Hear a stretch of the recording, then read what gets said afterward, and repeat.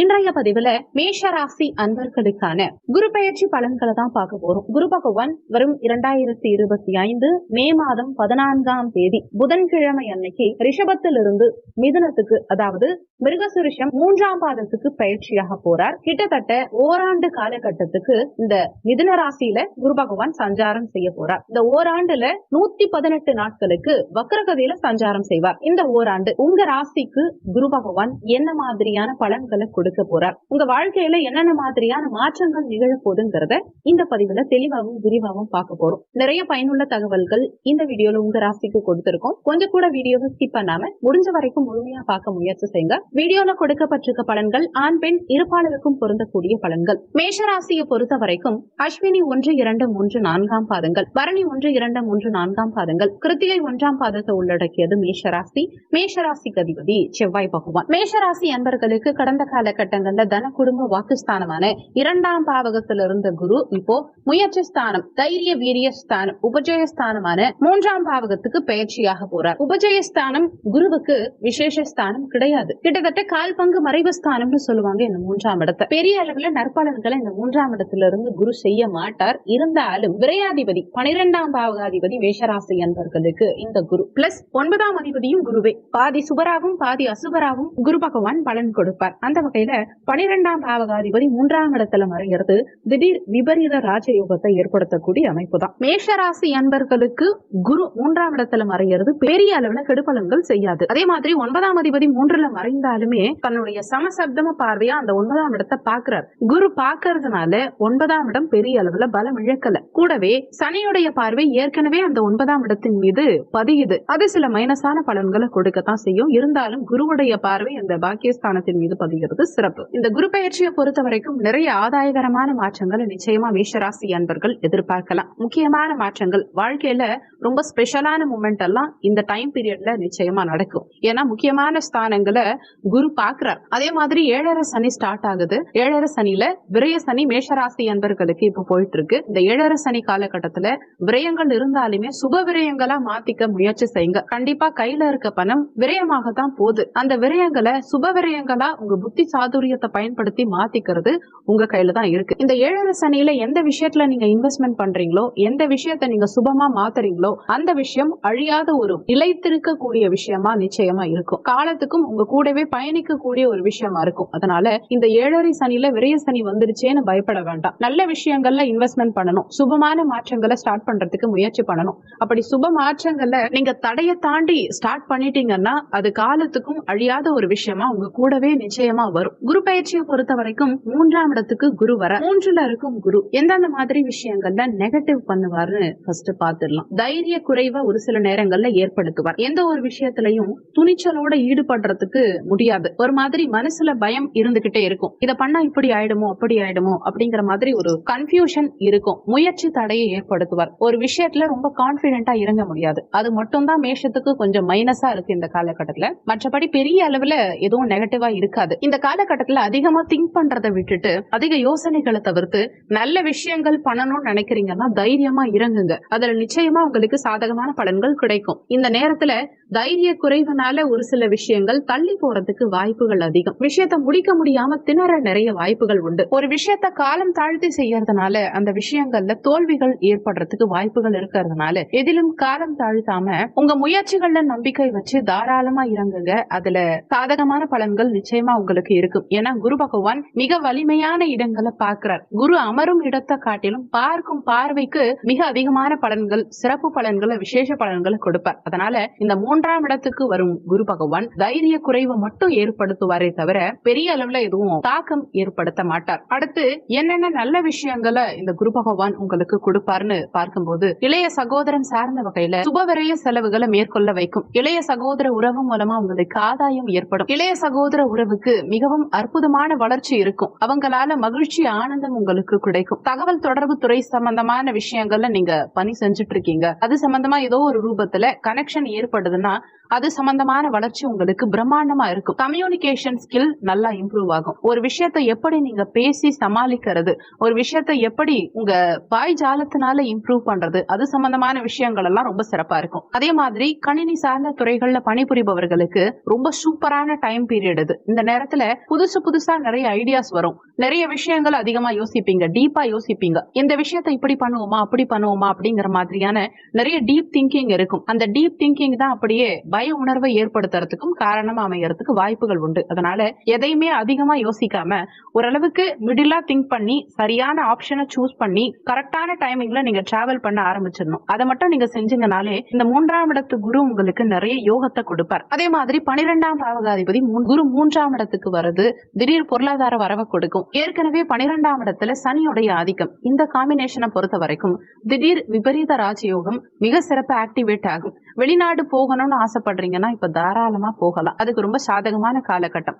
திடீர் பொருளாதார வரவு இருக்கும். நீங்க வெளியில கொடுத்த பணம் கைக்கு கிடைக்கும். கடன் உதவி வேணும்னா சீக்கிரமா உங்களுக்கு கிடைக்கும். கடன் வாங்கி சுப மாற்றங்கள் செய்யறதுக்கு சாதகமான காலகட்டம் இது. இருந்தாலும் சனியுடைய பார்வை 6ஆம் இடம் கடன் ஸ்தானத்தின் மீது பதியும் காரணத்தினால கடன் சம்பந்தமா ஒரு மாதிரி மன உளைச்சல், கொஞ்சம் ட்ரபிள் சிலருக்கு இருக்கலாம். கடனை கட்டி முடிக்கணுங்கிற எண்ணம் வரும். நிறைய பேருக்கு கடன் சுமை குறையறதுக்கும் வாய்ப்புகள் உண்டு. கடன் வாங்கி சுப மாற்றம் பண்றதுக்கு சாதகமான காலகட்டமா இருந்தாலுமே அகலக்கால் வைக்க கூடாது. அதாவது பெரிய அளவுல அமௌண்ட் எதுவும் கடனா வாங்க வேண்டாம். அதே மாதிரி ஒரு சிலர் ஆல்ரெடி கடன் சுமையில இருக்கீங்க, ரொம்ப பிரஷரா இருக்கு அப்படின்னா அந்த கடனை கட்டி முடிக்கிறதுக்கு வாய்ப்புகள் கிடைக்கும். ஏன்னா சனி பார்வை 6ஆம் இடத்துல குரு 3ஆம் இடத்துக்கு வருது திடீர் பொருளாதார வரவை கொடுக்கும். அந்த வரக்கூடிய பொருளாதாரத்தை நீங்க கடனை கழிக்கிறதுக்கு பயன்படுத்திக்கலாம். அதுக்கு ரொம்ப சாதகமா இருக்கும். எதிர்பார்க்காத விஷயம் எதிர்பார்க்காத பீரியட்ல திடீர்னு உங்களுக்கு மகிழ்ச்சியை கொடுக்கும். அதே மாதிரி குறுகிய கால பயணம், ஒரே இடத்துல இருக்க முடியாது, நிறைய டிராவல் பண்ணிக்கிட்டே இருக்க மாதிரி சூழல் இருக்கும். ஆனா அந்த டிராவல்னால உங்களுக்கு ஆதாயமும் ஏற்படும். அடுத்து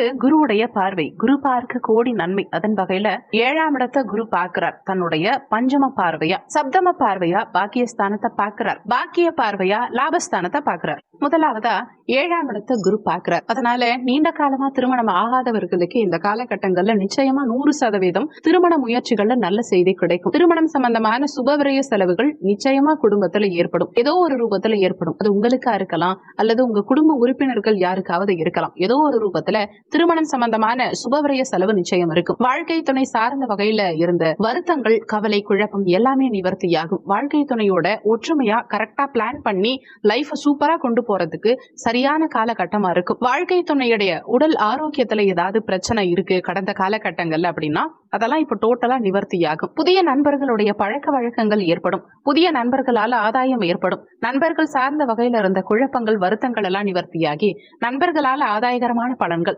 மகிழ்ச்சிகரமான தருணங்கள் எல்லாம் இந்த காலகட்டத்துல சிறப்பா இருக்கும். அடுத்து பார்ட்னர்ஷிப் பிசினஸ் ஏதாவது பண்ணலாமாங்கிற ஐடியாலாம் ஒரு சிலருக்கு வரும். அதெல்லாம் நீங்க ஸ்டார்ட் பண்ணணும்னா இந்த காலகட்டம் ரொம்ப சாதகமா இருக்கு. அதே நேரத்துல உங்க சுயஜாதகத்தையும் செக் பண்ணிக்கோங்க. பார்ட்னர்ஷிப் பிசினஸ் பண்றதுக்கு இது கோச்சார பலன்கள் தான் 20% தான் ஒர்க் பண்ணும். ஏற்கனவே லாபஸ்தானத்துல ராகு இருக்கார். 11ஆம் பாவகத்துல ராகு வரதெல்லாம் ஒரு பெரிய யோகம்னே சொல்லணும். பொருளாதார அபிவிருத்தியை நிச்சயமா கொடுக்கும். என்னன்னா சில நேரங்கள்ல சிந்தனை குழப்பத்தை மட்டும் கொடுக்கும். எதை நம்ம சூஸ் பண்ணி எதுல நம்ம டிராவல் பண்றது, எல்லா பக்கமும் உங்களுக்கு கமிட்மெண்ட்ஸ் கொஞ்சம் ஜாஸ்தி இருக்கும். ஒரு பக்கம் ஃபேமிலி, ஒரு பக்கம் கெரியர், ஒரு பக்கம் உங்க ஹெல்த், இப்படி ஒரு மாதிரி சுத்தி பார்த்தோம்னா கமிட்மெண்ட்ஸ் நிறைய இருக்கும். அதனால ஹை ரிஸ்க் எடுக்கிறதுக்கு சில நேரங்கள்ல பயப்படுவீங்க. அதுதான் மேஷராசிக்கு இருக்கக்கூடிய ஒரு மைனஸ்னே சொல்லணும். இந்த காலகட்டத்துல ஒரு சாமானியனா அந்த பயம் இருக்கிறது நல்லதுதான். ஆனா அதே பயத்திலேயே நாட்களை கழிக்க வேண்டாம். இந்த காலகட்டத்துல உங்களுக்கு பார்ட்னர்ஷிப் பிசினஸ் கிடைக்குது, அந்த மாதிரி ஒரு ஆப்பர்ச்சுனிட்டி கிடைக்குது அப்படின்னா அகலக்கால் வைக்காம சிறிய அளவுல நீங்க கண்டிப்பா இன்வெஸ்ட்மெண்ட் பண்ணி பார்க்கலாம்.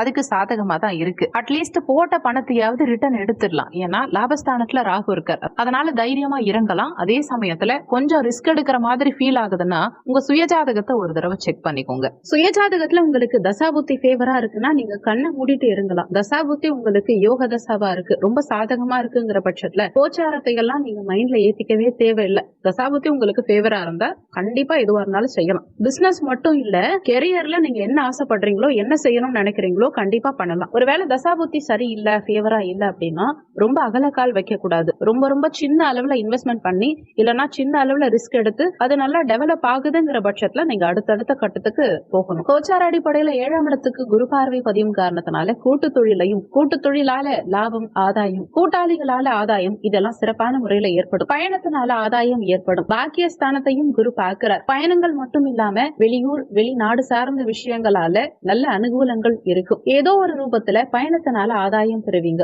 சொந்த ஊரிலிருந்து வெளியூர் போயிட்டு சம்பாதிக்கக்கூடிய பாக்கியம் இந்த காலகட்டத்துல சிறப்பா ஏற்படும். அடுத்து ஏற்கனவே சனி இந்த தந்தை ஸ்தானத்தை பாக்குறதுனால தந்தை வழியில சின்ன சின்ன மன வருத்தம் இதையெல்லாம் கொடுத்தாலுமே குரு பார்வை பதியும் காரணத்தினால தானாவே அந்த பிரச்சனைகள் எல்லாம் சீக்கிரமா சரியாயிடும். குழப்பம் ஏற்பட்டு பிறகு நிவர்த்தியாகும். சனி பார்வை தந்தை ஸ்தானத்தின் மீது பதியும் காரணத்தினால தந்தை சார்ந்த வகையில சின்ன சின்ன கவலைகள் கண்டிப்பா இருக்கலாம். சின்ன சின்ன மன வருத்தங்கள் ஏற்பட வாய்ப்பு இருக்கு. தந்தையுடைய உடல் நலத்திலையும் தந்தையுடைய உறவு நிலையிலையும் கொஞ்சம் கவனமா இருக்கணும். ஆனாலும் குரு பார்வை பாக்கியஸ்தானத்தின் மீது பதியறதுனால எதுவும் கைமீறி போகாது. எல்லாமே உங்க கண்ட்ரோல்ல தான் இருக்கும். அதே மாதிரி சனியுடைய குருவுடைய 2 கிரகங்களுடைய பார்வையும் ஒரே நேரத்துல இந்த பாக்கியஸ்தானத்தின் மீது பதியும் காரணத்தினால பழைய விஷயங்களை கொடுத்து புதுசா பொருட்கள் வாங்குறது, புதுசா புதுப்பிக்கிறது, இல்லன்னா கையில இருக்கக்கூடிய தங்க அணிகலன்களை அடகு வச்சு ஏதாவது சுபமாற்றம் பண்றது, ஒரு விஷயத்தை இழந்து ஒரு விஷயத்தை பெறக்கூடிய ஒரு காலகட்டமா இருக்கும். கையில இருக்கும் பழைய தங்க அணிகலன்களை கொடுத்துட்டு புதிய தங்க அணிகலன்கள் வாங்குறது, அதுக்கெல்லாம் ரொம்ப சாதகமான காலகட்டமா இருக்கும்.